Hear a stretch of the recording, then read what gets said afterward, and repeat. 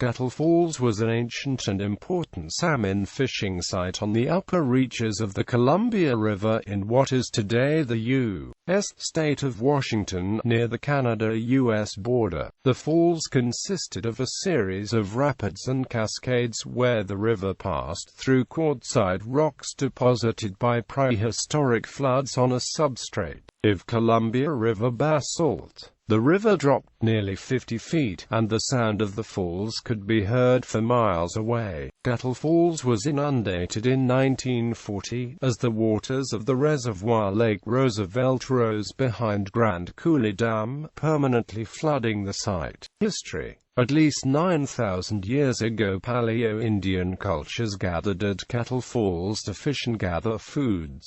Salish-speaking people arrived about 2,000 years ago, and gradually the falls became the center of an extensive network of Native American trade based on a salmon economy. Native peoples came from coastal areas in the west and from the Great Plains in the east to fish, trade, and socialize with the bands of the Columbia River Plateau. Up to 14 tribes met regularly at Kettle Falls during the salmon spawning season from June to October. They stood on rocks near the shore or on Indian Island in the middle of the falls, fishing with spears and distinctive J-shaped baskets. In his memoir White Grizzly Bear's Legacy, Learning to be Indian, Lonnie Ray has described the cultural and economic significance of the falls for his people, the Cynics, and explained the role of subsistence fishing in maintaining salmon populations. The bands moved to the banks of the river and caught the salmon that were not strong enough to clear the falls.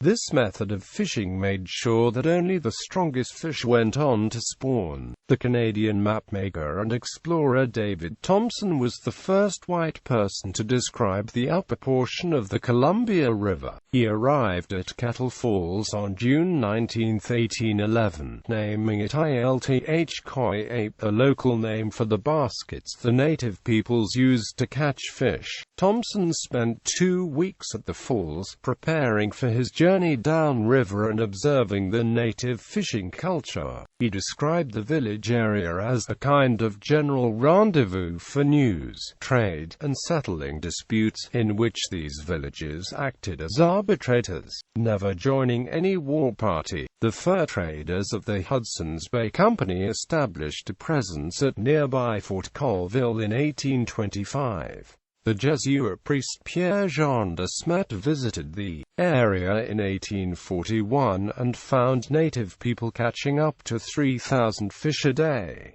The Jesuits established St. Paul's Mission at the falls in 1845. The original town of Kettle Falls was established in 1891 by speculators from Spokane. They built a large hotel on the river overlooking the falls and envisioned a glamorous resort town, but the railroad bypassed the settlement, and the resort never grew much larger than 300 residents.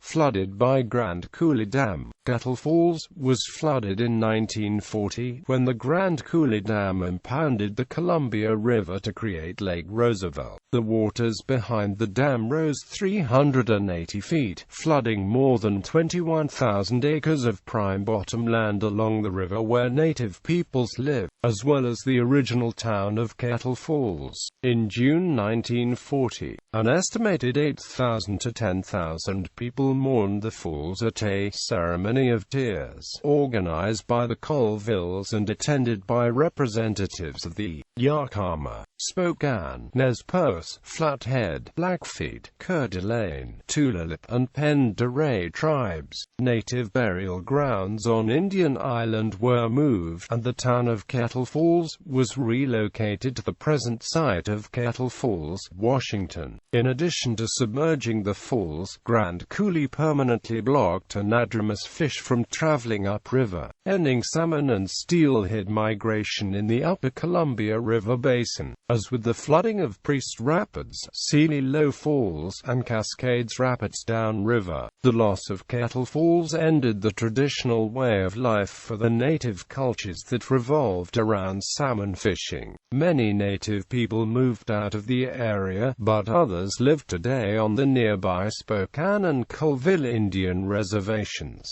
The Confederated Tribes of the Colville Reservation filed a lawsuit against the United States government, which was settled in 1994 for $53 million, plus $15.25 million annually from 1996 onward. The third powerhouse during the late 1960s and early 1970s Grand Coulee Dam was expanded to include a new group of generators, commonly known as the third powerhouse.